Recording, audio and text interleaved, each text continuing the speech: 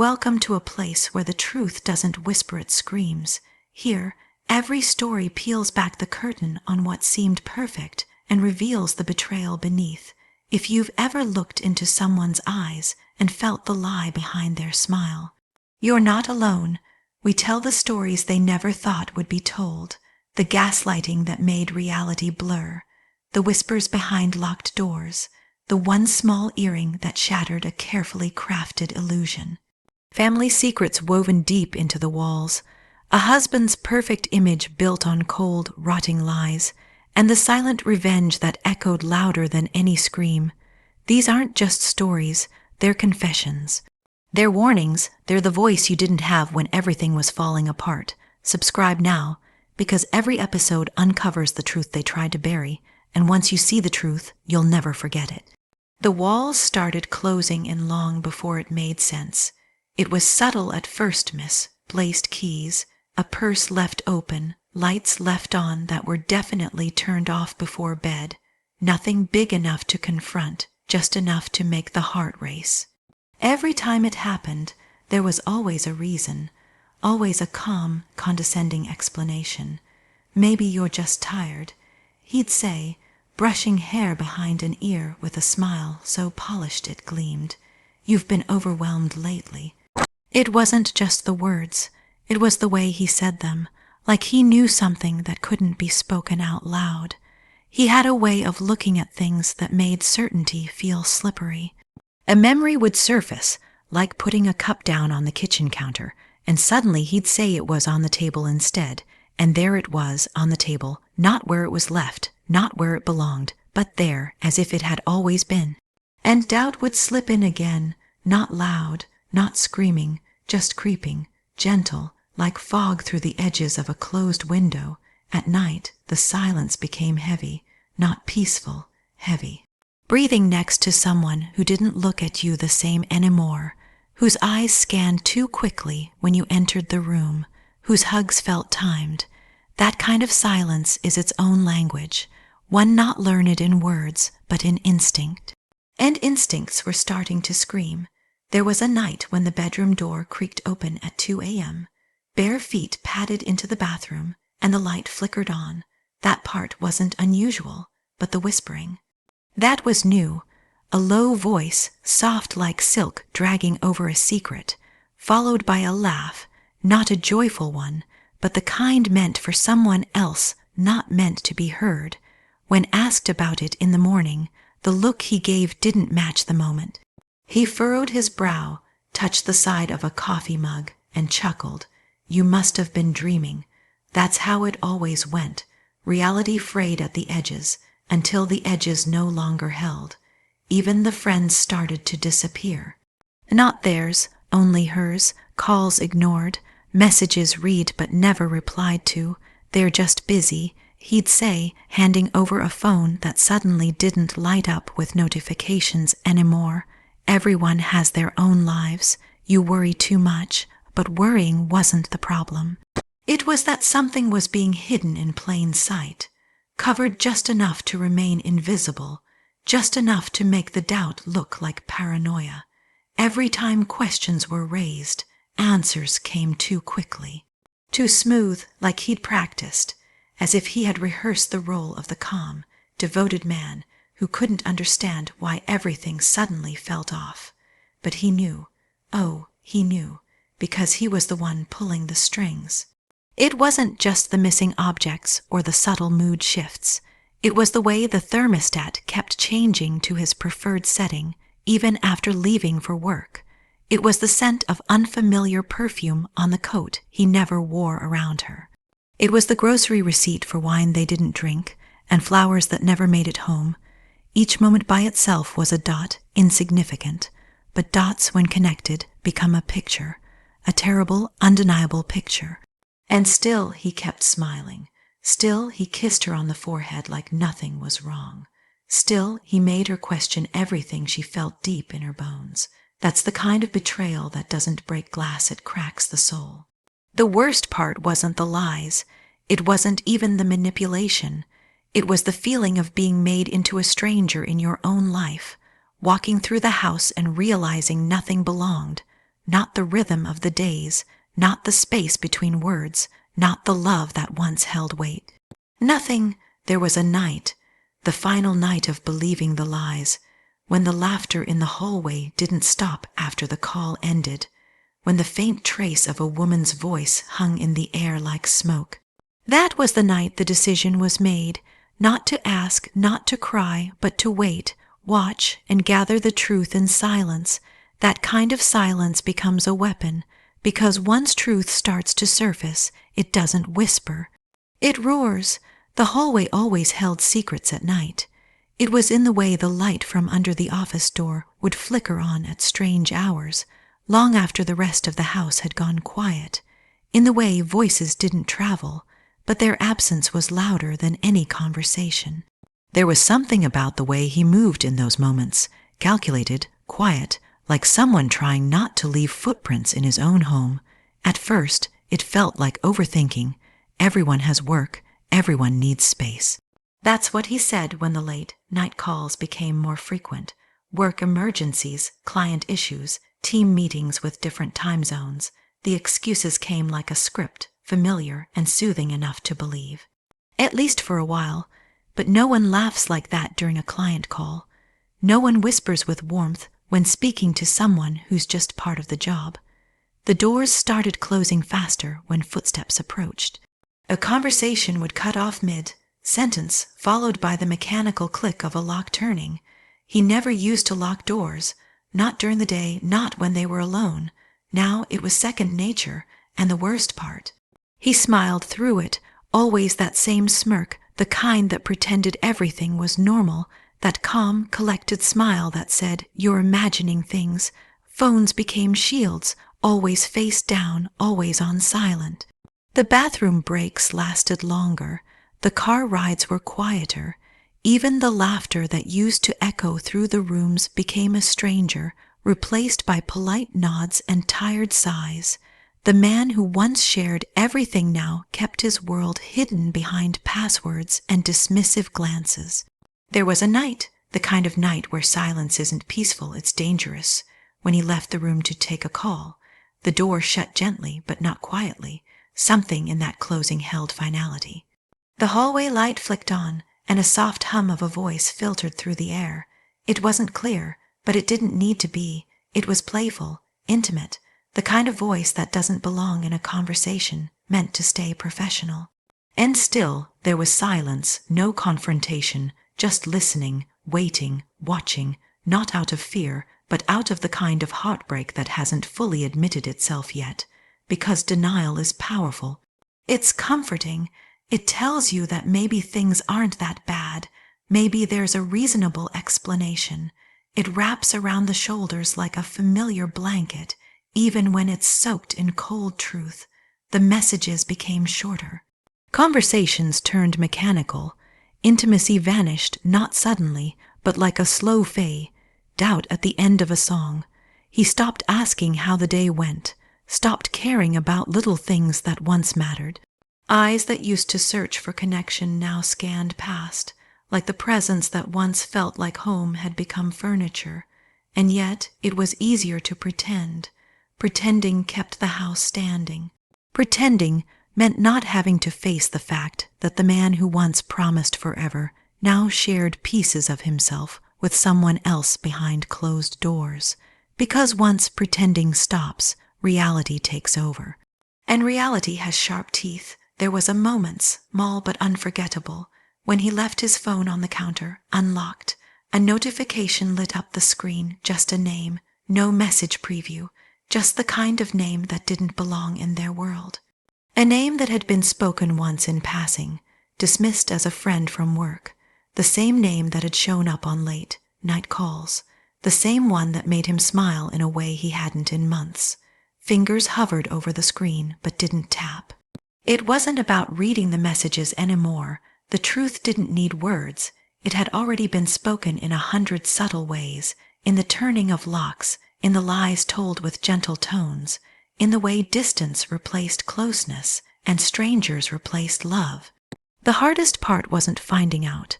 It was realizing it had been there all along, the whispers, the smirks, the hidden world built right beneath familiar floors, and once pretending became too painful, silence took its place.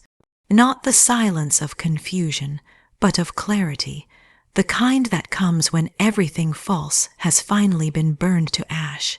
It happened on a Sunday, the kind of day meant for rest, quiet, the warmth of routine.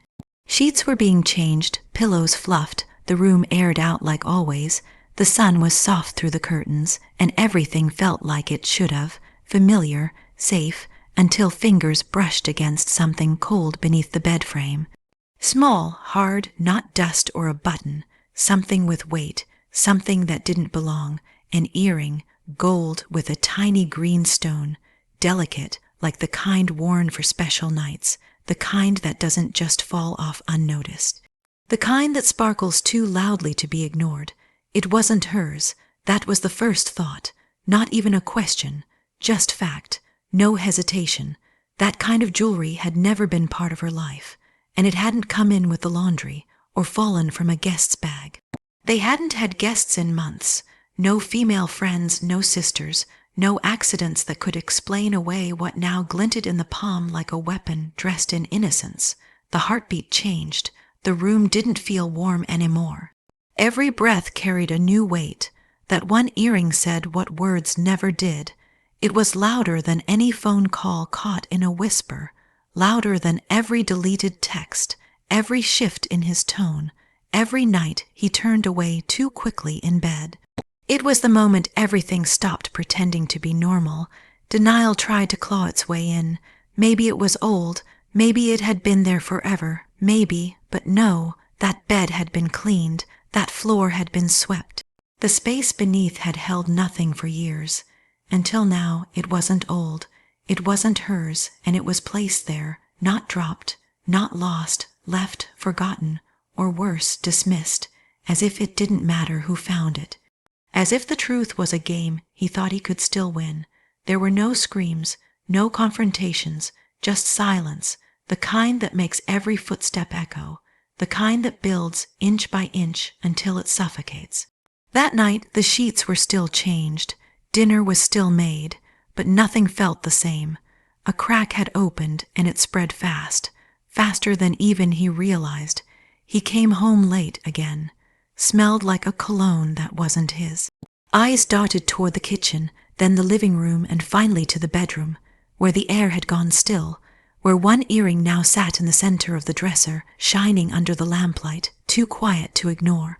He noticed it instantly, the way his jaw tensed, the way his eyes froze, just for a second too long before trying to play it off. "What's this?" he asked, voice light, too light, rehearsed. There were no accusations. No demands, only the truth staring him down from a surface he couldn't scrub clean. He reached for it. "She watched, probably one of yours," he said.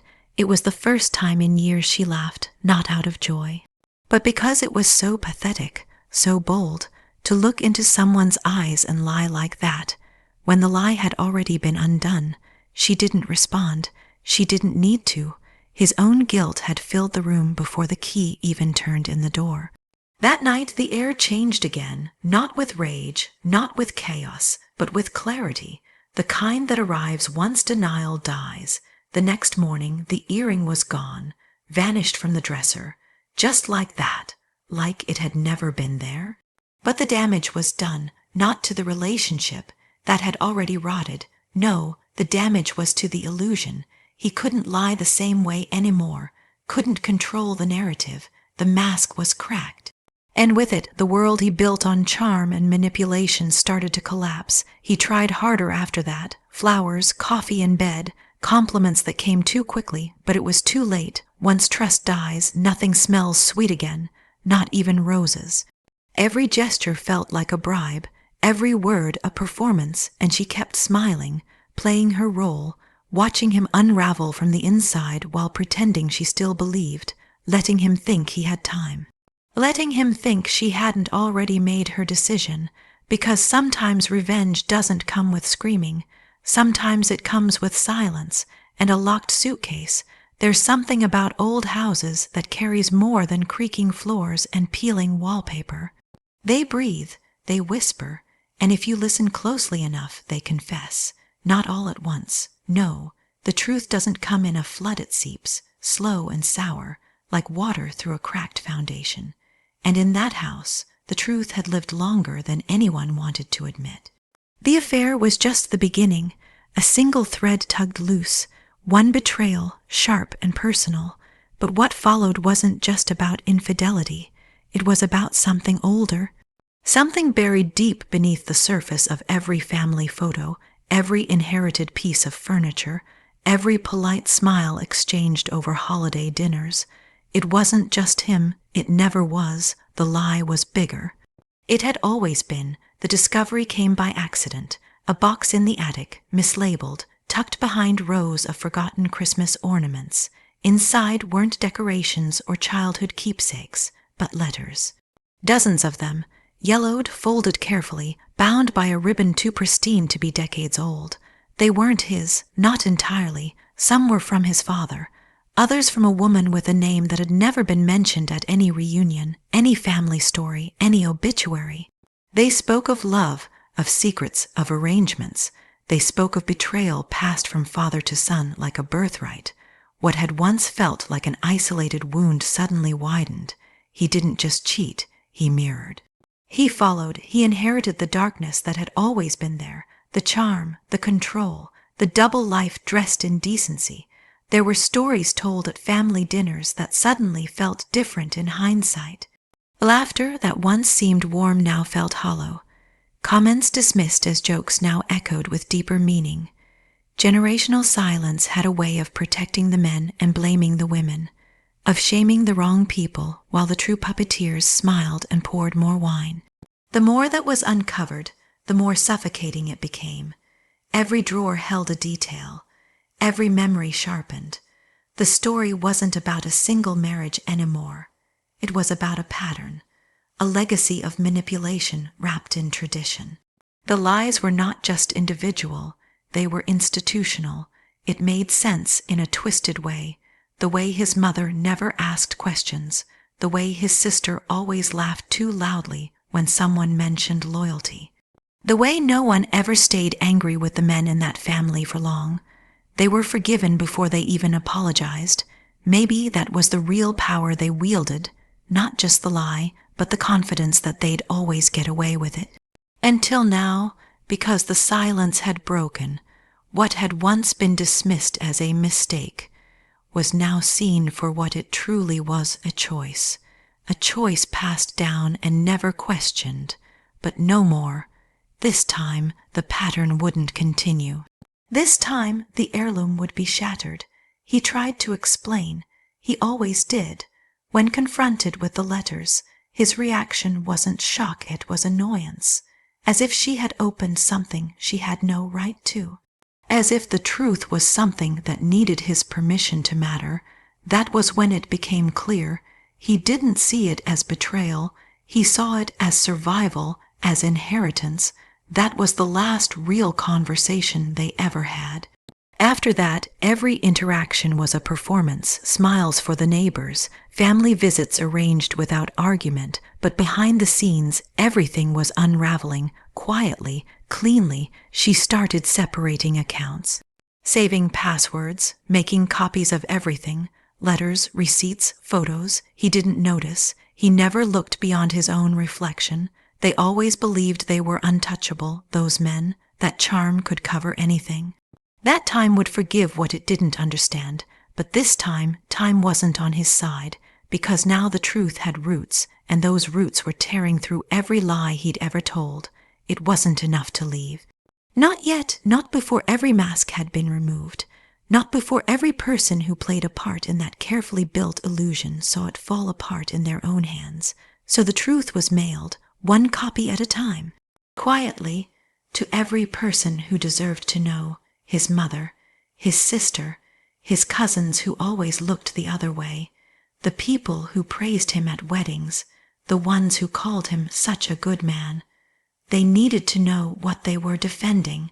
And once the letters were sent, there was nothing left to say, because once legacy becomes a weapon, it deserves to be destroyed from the inside. He wore the part like a second skin, kind eyes, steady hands. The kind of smile that made people feel safe, like they could trust him with their secrets, their worries, their daughters. People praised him. They called him devoted, said he was one of the good ones.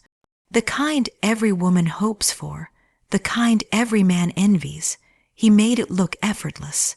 Flowers on anniversaries, compliments in public, holding hands in photographs, the perfect husband, the faithful provider, the protector of all things sacred. But performances are crafted, not lived, and he was a master at crafting illusions. He knew when to laugh, when to look wounded, when to be silent. Every move was calculated. Not out of love, but out of control. Love doesn't need a script. He did, and the longer the play went on, the more obvious the cracks became, not to the world, never to the world, but to the one who watched him up close, who knew the pauses, the stumbles, the missed lines. Late nights at the office turned into mornings filled with distant silence. His phone, once shared openly, became glued to his pocket, locked, face down, always close. His scent changed, different cologne, one she hadn't bought. His voice softened when answering calls he never wanted overheard. He said all the right things, but they no longer meant anything. Words were just placeholders between lies. There was a weekend when he planned a trip. Said it was a surprise, a romantic getaway, but he forgot the one detail that mattered. She hadn't told him her work schedule, yet somehow he knew she'd be free, because the trip wasn't for her, it was the cover. A distraction, a story to tell someone else while he slipped away with someone new. And even then, he smiled. That was the cruelest part, the way he never stopped performing. Even after being caught in haft, Ruths and slip-ups, even when he knew the curtain was lifting, he kept playing the part. With flowers, with empty apologies, with soft hands that tried to erase the damage he refused to acknowledge. But every actor forgets their lines eventually, and he did. He left a receipt in the glove compartment. Dinner for two at a place they had never gone. Champagne, dessert. The name on the reservation wasn't hers. He told her it was for a client, said it was a business dinner, but he stuttered on the name. And for the first time he didn't recover. After that, it was easier to see through it all. The way he told stories about their marriage like a rehearsed monologue. The way he used her presence in public as a prop, as if being seen with a ring on his hand was proof of loyalty. But love doesn't need witnesses. Lies do. He had everyone fooled. The neighbors, their families, even friends who'd known them for years. They all saw the good man, the dependable man, but none of them saw the cold eyes when no one was watching. The empty stare over dinner, the sharpness in his voice when things didn't go his way, the way he turned love into leverage. He never raised a hand, no bruises, no screaming matches, just quiet daily erosion. A drip of control so subtle it felt like water, not acid, until everything good was stripped away and all that was left was the shell of something that used to be safe. But he underestimated silence. He thought it meant surrender. He didn't realize it was observation. She watched, took notes, timed his lies, followed the trail of lipsticks, stained glasses on credit card statements, booked hotel rooms in her name that were never used. She let him perform, let him spin his narrative while she gathered every piece of truth he tried to bury. When the moment came, it wasn't loud, it was a dinner party, friends, laughter, glasses clinking. He told a story, one she had heard before, a tale of their early days, how much they had grown, how he was the luckiest man alive. Everyone smiled, and that's when she stood, pulled out a folder, and dropped it on the table. Receipts, messages, photos, names, dates, his face drained of color. The audience finally saw the actor forget his lines, and the silence that followed was the loudest truth of all. He thought silence meant weakness. That staying quiet meant surrender, that looking the other way was the same as forgiving, and for a while maybe he was right, because there were no confrontations, no slammed doors, no shouting in the middle of the night. Only soft footsteps, long pauses, empty answers met with quiet nods.